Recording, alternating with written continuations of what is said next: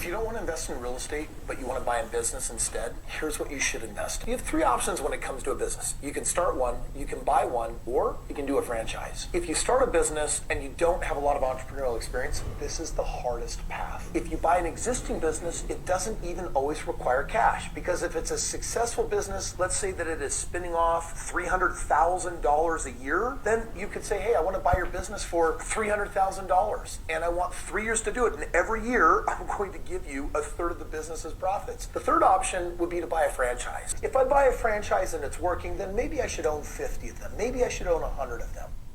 Okay, so starting a business definitely can be hard unless you're starting something that you already know how to do and have been doing, and you're just finding customers to do it for instead of working for somebody who's bringing the customers to you. The nice thing about starting a business is you start it with no debt. So if you're starting something like a graphic design business or something that doesn't have hardly any startup costs, or an accounting business, then as soon as you get your first few customers, you're already making money, you're already profitable, and you can grow from there. So starting a business isn't a terrible idea. Starting a business you don't know how to run, that has a huge upfront investment to it, that's a bad idea. But blanketly saying starting a business is a bad idea, I think is not accurate.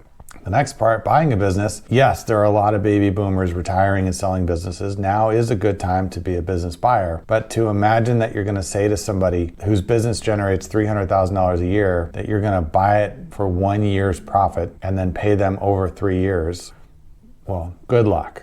Right? There's very few people who are dumb enough to accept that deal. And chances are, if they built their business up to making $300,000 a year for them, they're probably not stupid. And they're probably not just going to give it away to somebody who offers them a terrible deal. As I've been talking about in my, Would I Buy This Business series, most businesses sell for between 2.5 and 3.5 times. So if a business is kicking off $300,000 a year, it's going to sell for $700,000 to maybe $1 million, not $300,000. And you're not going to find a seller who's going to accept you paying them over the next 10 years with nothing down. You can imagine that scenario, you can always ask, but it's the same as going up to somebody and saying, hey, I'd like to take your car from you and I'll give you, some amount of money each month for it, but I'm not going to give you anything down and I'm not going to pay you what it's worth. Why would anybody do that? They could take it to CarMax and get a check today. Why would they give it to you for nothing? This doesn't make any sense. It's very rare that it happens. And then the last part about buying a franchise, yes, you can invest in a franchise, and if it works out, you can save your money and buy a second one or third one. A lot of people do that. That's not really an innovative business idea. That's what a lot of people do. They get into a franchise system, it's working well for them, and then they multiply their profits by buying more. It's a very good idea. I don't think he thought of it, but I agree with his idea. A lot of people buy businesses that are already established. How do you buy a business that's already established? You have to look for businesses that are ran by people that are 60 and over. Believe it or not, a lot of these people's kids don't want to take over the business. Okay, I would less so say look for businesses with old owners as to look for solid businesses. Sometimes that's the same thing. It could be a business somebody's been running for 30 years, they're ready to retire, hand it off to somebody, and that somebody could be you. It also could be a business that's only been around for 10 years and the person is 30 and just ready to move on and do something else. It's more important that it's a good business, that is profitable, that you can verify the numbers, and that you have a plan to grow it. If those things are in place, then no matter how old the owner is, you definitely can make a good acquisition and keep it. I think it's true that a lot of people, maybe they thought that their kids would take over their business and the kids just aren't interested. That part's true, but maybe the kids aren't interested because it's not a great business. They saw their parents work 60 hours a week on it for the last 20 years of their lives, and they want nothing to do with that. That could be a problem too. So first, make sure the business is a good business, no matter how old the owner is. And second, make sure you have a plan to grow the business. And then third, do your due diligence and make sure everything you think you know about the business is accurate. If it passes all those tests and it makes sense for you to buy it and you can afford to make that work, then by all means, buying into an existing cash flowing positive business that you can grow is a much easier path than just starting from scratch with something that you have, to build literally from the ground up. So buying a business can be a great way to go. Just make sure it's the right business. Nobody ever talks about the dark side of buying a business. When you buy a business, there's a lot of things that can go wrong. And if you don't know what you're doing, you can find yourself in a poorhouse real quick. Sellers don't always tell the truth. And a lot of times they hide everything, not always, but sometimes they hide things or don't place emphasis on things that could be detrimental to you as the new owner. It's very important when you buy a business to ask lots and lots of questions. You need to take due diligence on your business valuation very serious.